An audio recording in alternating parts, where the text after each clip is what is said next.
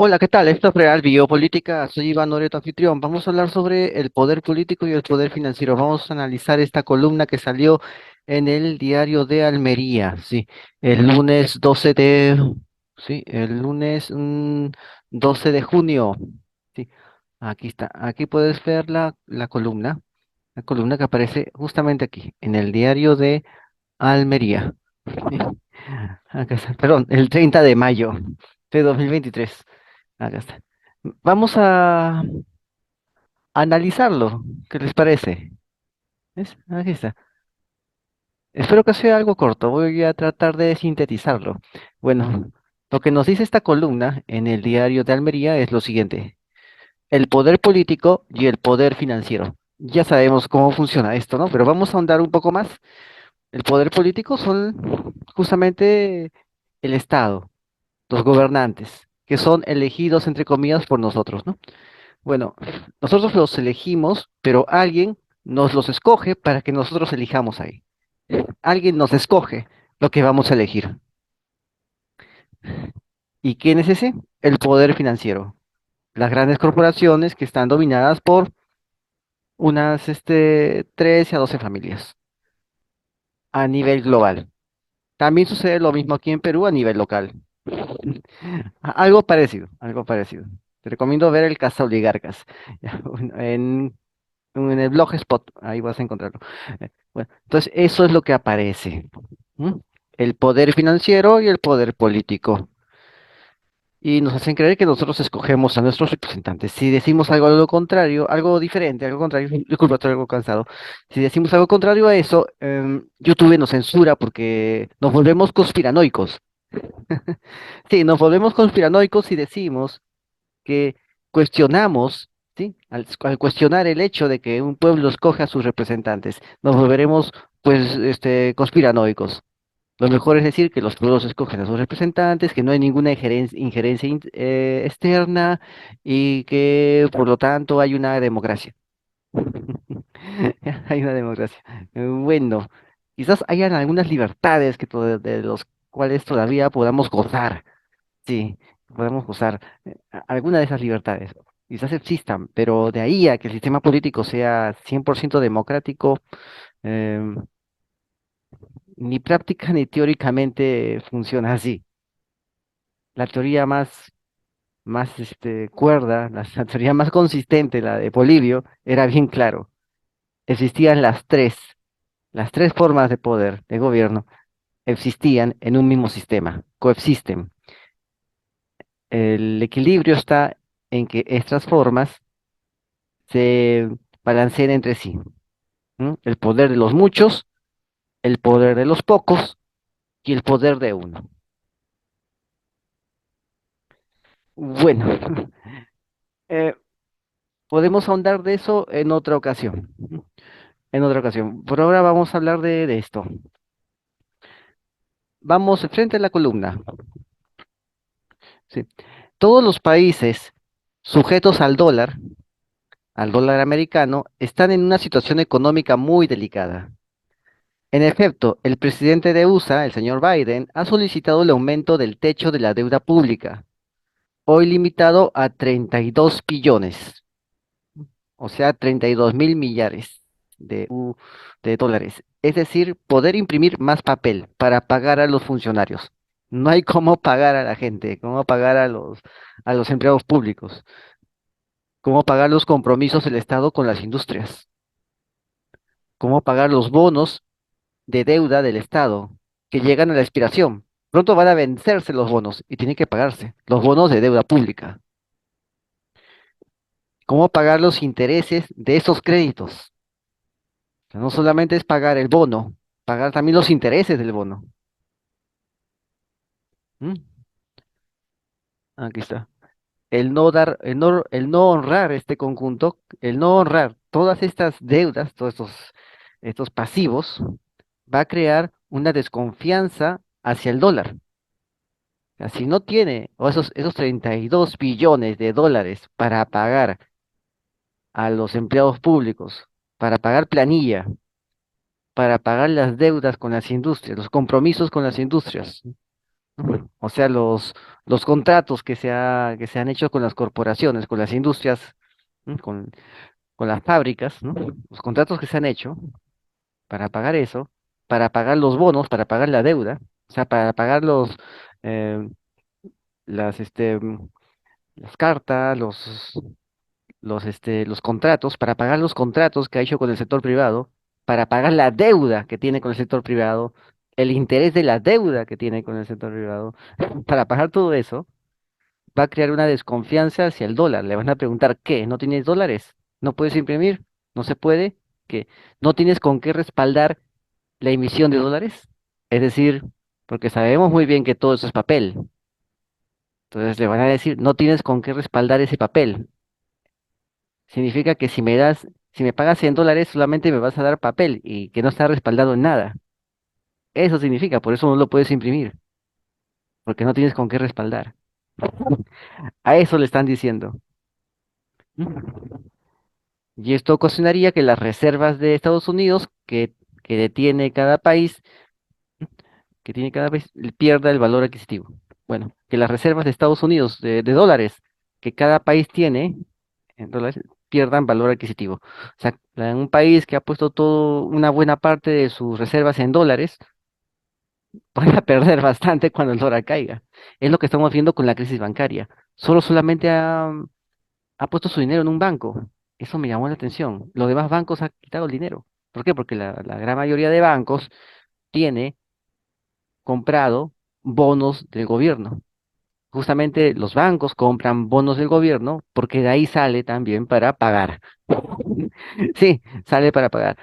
Es lo que expliqué una vez cuando hablé sobre el tema de la... Hice una ponencia yo en el Congreso Internacional de Derecho Laboral, Derecho del Trabajo, una ponencia sobre los repartimientos y las encomiendas en los nuevos FPs, ¿no?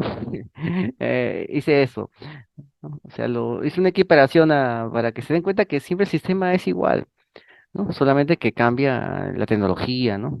Cambia eso. Y sucede que muchas empresas compran bonos del gobierno para con eso poder pagar las deudas que ellos tienen.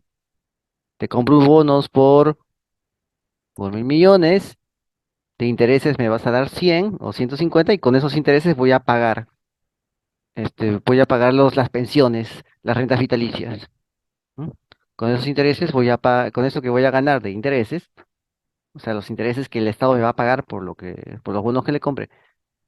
Por eso eh, voy a pagar mis necesidades inmediatas, perdón, las necesidades inmediatas de la empresa.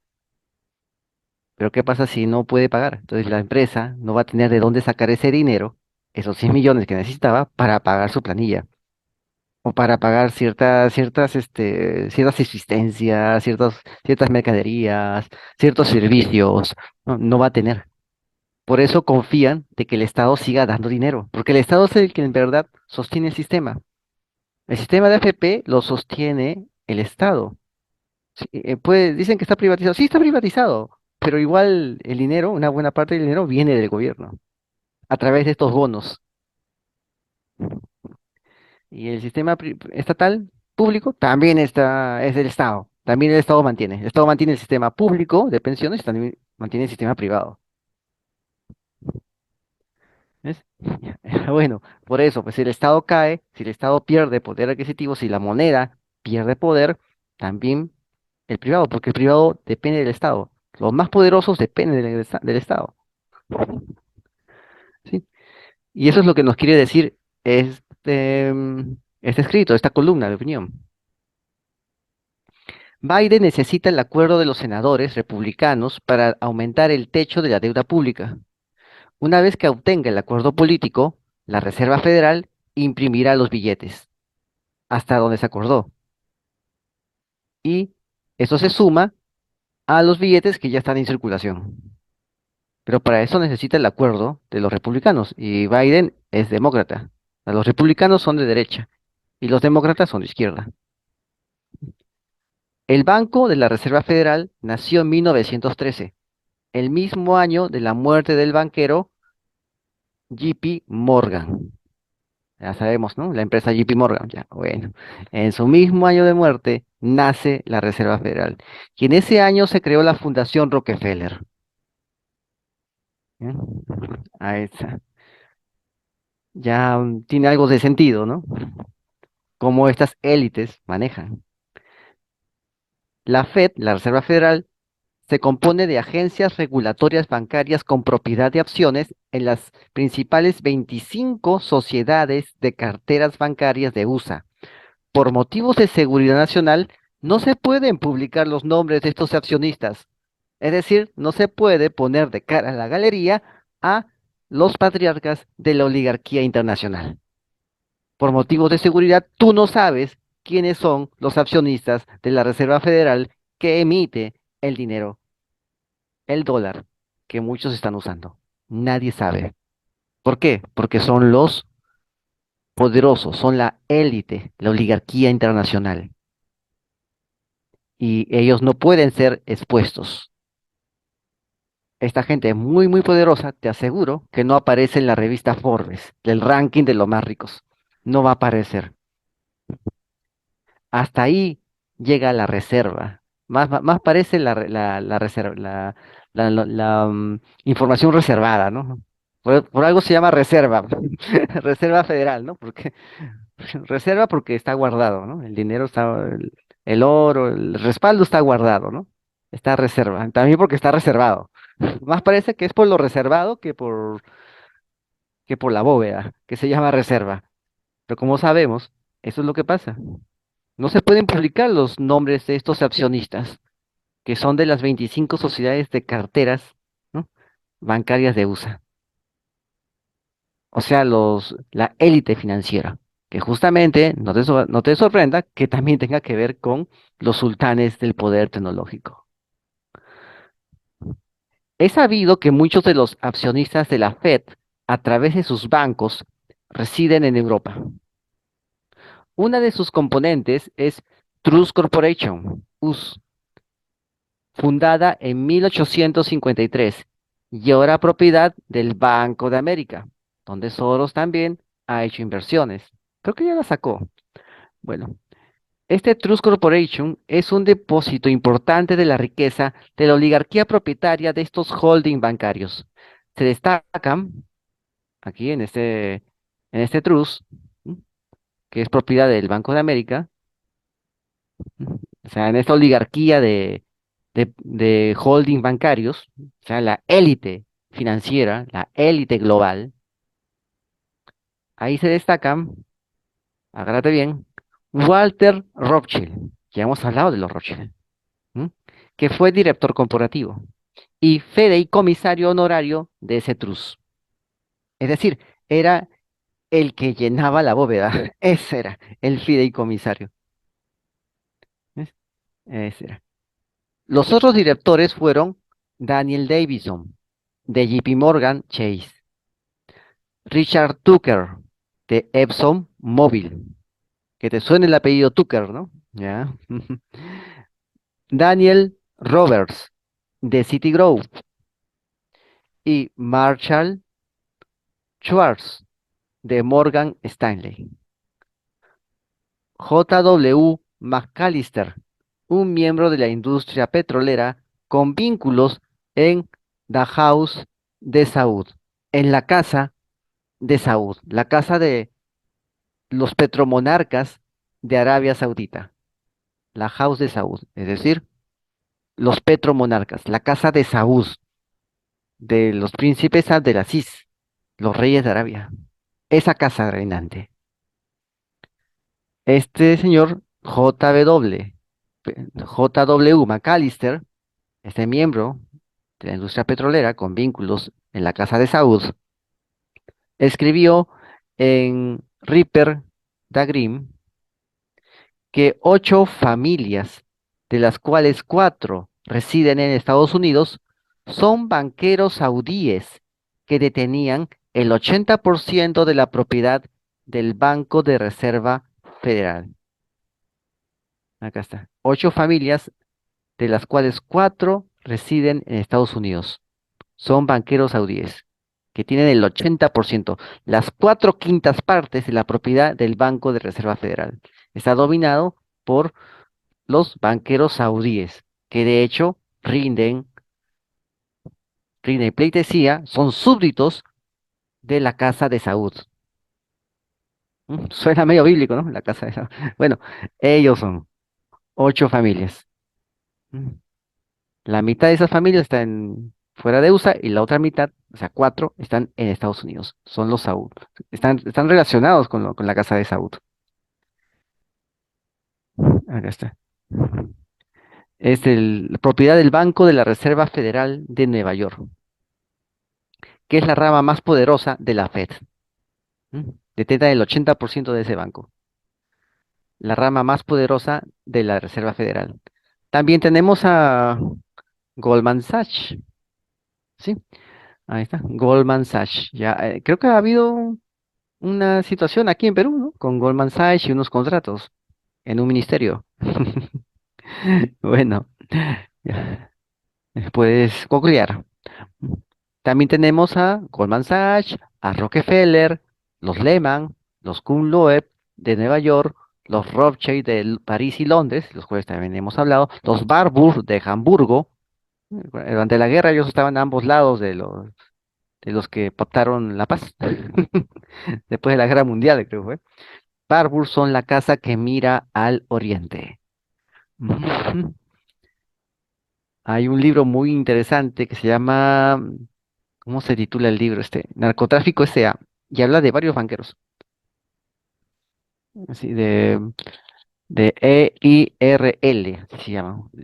Hay un libro. Lo puedes encontrar, es fácil de encontrar en el Jirón Amazonas, aquí en Lima. Ya. Habla de varios de estos banqueros, menciona varios de estos banqueros, ¿eh? A varios.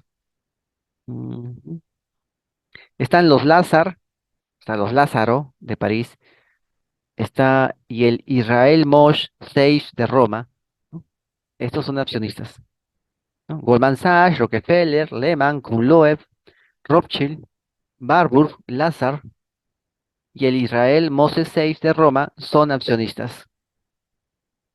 El contador público certificado, Thomas Chow, confirmó lo escrito por McAllister y agrega que William Rockefeller, Paul Warburg, Jacob Schiff y James Stillman, ojo, estos son peatones del Mar Rojo, entre las personas que poseen numerosas acciones de la Reserva Federal estadounidense y que además 10 bancos controlan las 12 sucursales del Banco de Reserva Federal.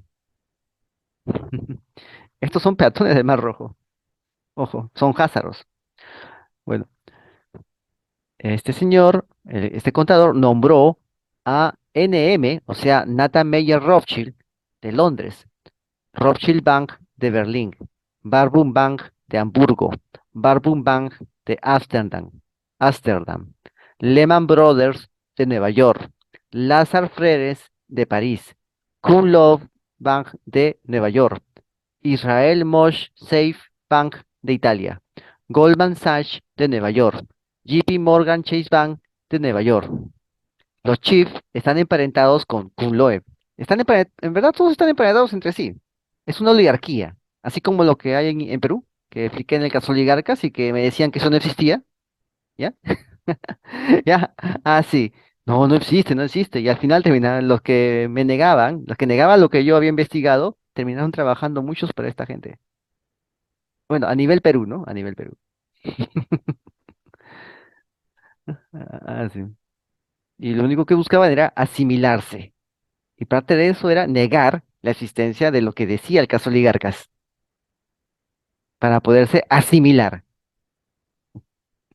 ¿no? Si te contara todo lo que he vivido. Bueno, los Stillman están vinculados a Citigroup, que se asoció con el clan Rockefeller a principios de siglo. Según Eustace Mullins, llegó a las mismas conclusiones con su informe, Los secretos de la Reserva Federal, en el que muestra organigramas que vinculan a la Fed y ejercen sobre la economía mundial, sí, que vinculan a la Fed y los bancos miembros con las familias Rothschild, Warburg, Rockefeller y otros. Esta es la élite global, la misma élite que apuesta por la ideología de género, el ecologismo, que comas insectos, ¿ya? La Agenda 2030, ya, esa misma élite, ¿m? Que financia a las izquierdas de varios países, izquierdas que se dicen revolucionarias, esa misma élite. Bueno. Y el control que estas familias de banqueros ejercen sobre la economía global no puede subestimarse. Este conglomerado de corporativos financieros protegen cualquier información que exponga a este cártel de la banca central privada, ¿m? En particular en los que son sus relaciones políticas, pero los hechos permanecen.